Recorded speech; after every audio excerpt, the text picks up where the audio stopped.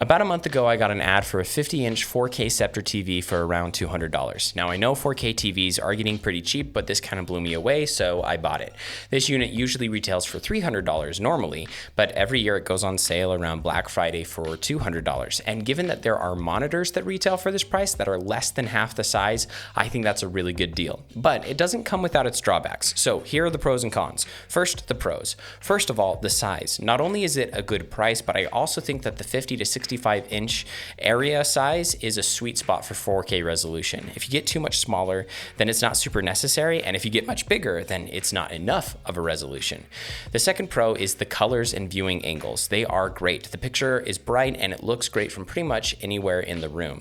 The next pro is it's lightweight. Some people say that it's so light that it feels cheap, and frankly, I mean, it is a cheap TV, but I thought it was just right, and it felt really easy to maneuver and put together and mount. So I think the weight is absolutely a good thing. The next pro is thin bezels and a low profile. I know most TVs nowadays do have thin bezels and they are a lower profile, but it's nice to see that this was not a compromise on this product. And the last pro is the input capabilities. This has 4 HDMI ports, one of them being ARC compatible, a component composite input, a USB port, an RF coaxial input, and an RAC audio input. That is pretty awesome for such an inexpensive TV.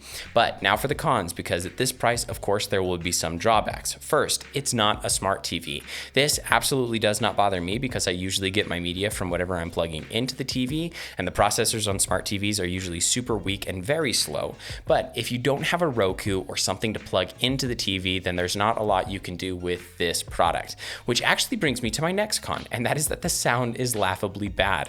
Most TVs put out a boxy sound with heavy mid EQs, and this is no exception. Its sound is pretty awful. Also, the limiter on the drivers is really bizarre.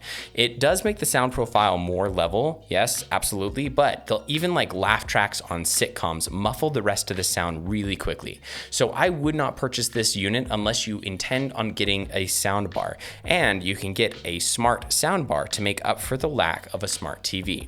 The next con is pretty petty, but the remote is super cheap. The buttons are mushy and the whole thing just feels made of really cheap plastic.